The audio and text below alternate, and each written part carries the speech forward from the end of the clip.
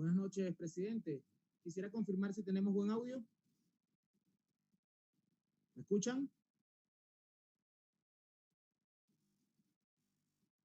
Bueno, ¿me escuchan, presidente?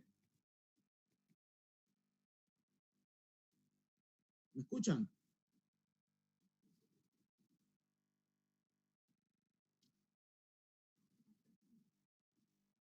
Buenas noches, presidente. Quisiera confirmar si tenemos buen audio. ¿Me escuchan?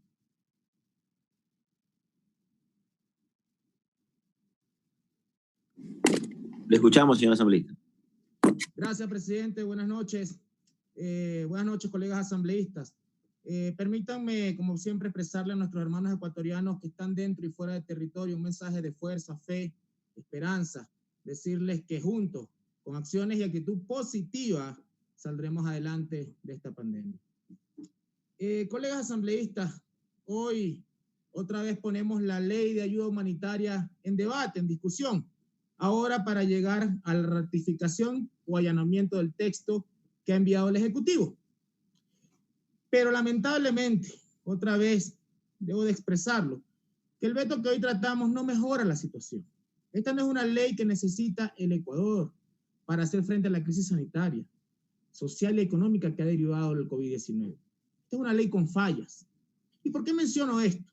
En primera instancia, porque el proyecto de ley llegó a destiempo, 31 días después del primer estado de excepción. Y para colmo, fue un pésimo proyecto de ley al no solucionar las dificultades que tenían los ciudadanos, o que tienen los ciudadanos. Pudo haber sido corregido por la Asamblea Nacional, con valiosas propuestas de muchos colegas asambleístas de distintas bancadas. Lamentablemente, no se hizo y prevaleció en este proyecto de ley la miope visión que tiene el gobierno y los intereses de quienes con el gobierno pues manejan los poderes económicos del país. Ejemplo de ello, la banca, que también tiene su bloque de asambleístas aquí en la Asamblea Nacional, que le responden. Y no solo yo, creo que muchos ciudadanos los identifican bien y saben cómo se comportan y cómo actúan. Así que no considero respetuoso ni coherente que venga un asambleísta hoy a decirnos aquí en este debate, vamos a ver quiénes en este pleno votan a favor del pueblo, quiénes votan a favor de los trabajadores. Por favor, colega, no diga eso. Si aquí ustedes son quienes han votado y apoyado esta ley, una ley que está en favor de los que más tienen, y han apoyado una ley que va en contra de los trabajadores, creando una precarización laboral.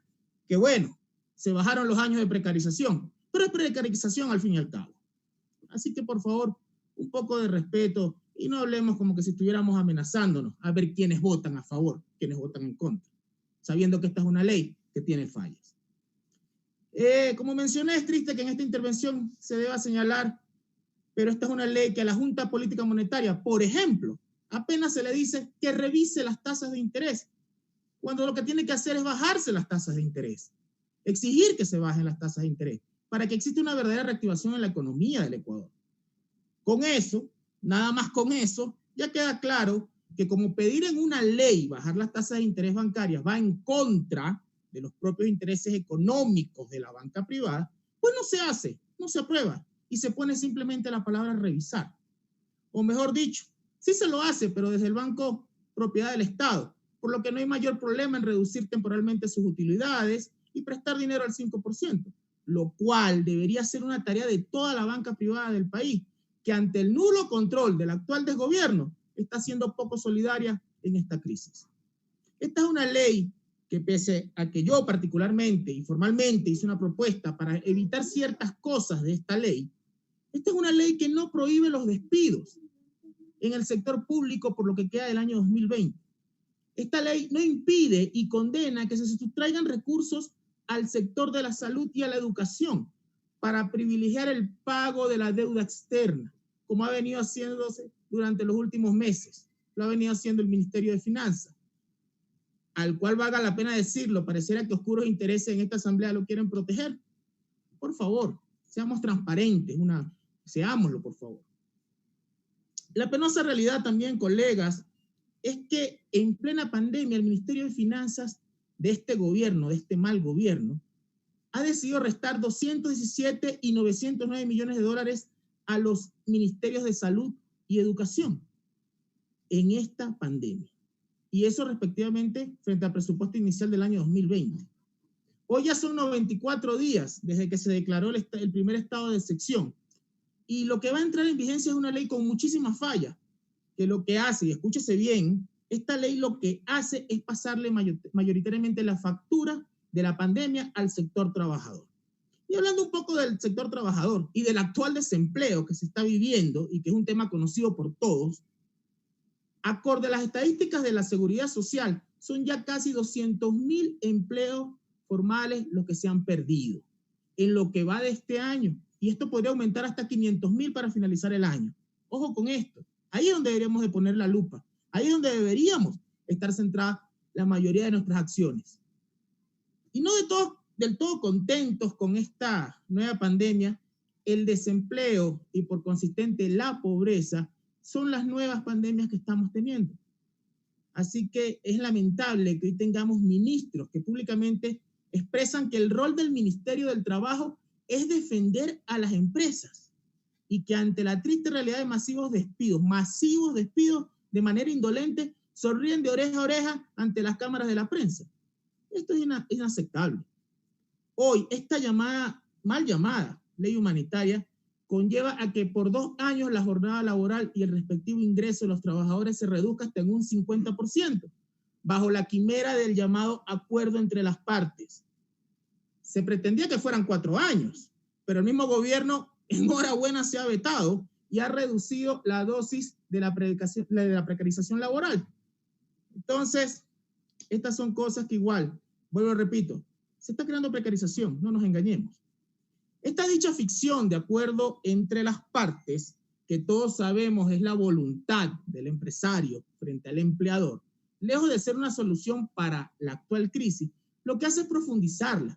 Ningún país del mundo jamás ha salido de una recesión con menos trabajo y menos consumo, con menos dinero en manos de los hogares. Creo que se está actuando con esta ley incoherentemente. Fundamentalmente mencionar que este desgobierno y algunos cómplices que tiene, se les suele señalar el sol, pero lamentablemente se fijan en el dedo de quien se lo señala. El veto que ha enviado el Ejecutivo conlleva un gran riesgo: anular la interpretativa sobre el artículo 169 del Código del Trabajo, cuya aplicación debe ser clara. La fuerza mayor solo existe ante la imposibilidad definitiva de que la actitud productiva continúe. Por lo tanto, solo debe aplicar cuando la empresa está condenada a desaparecer.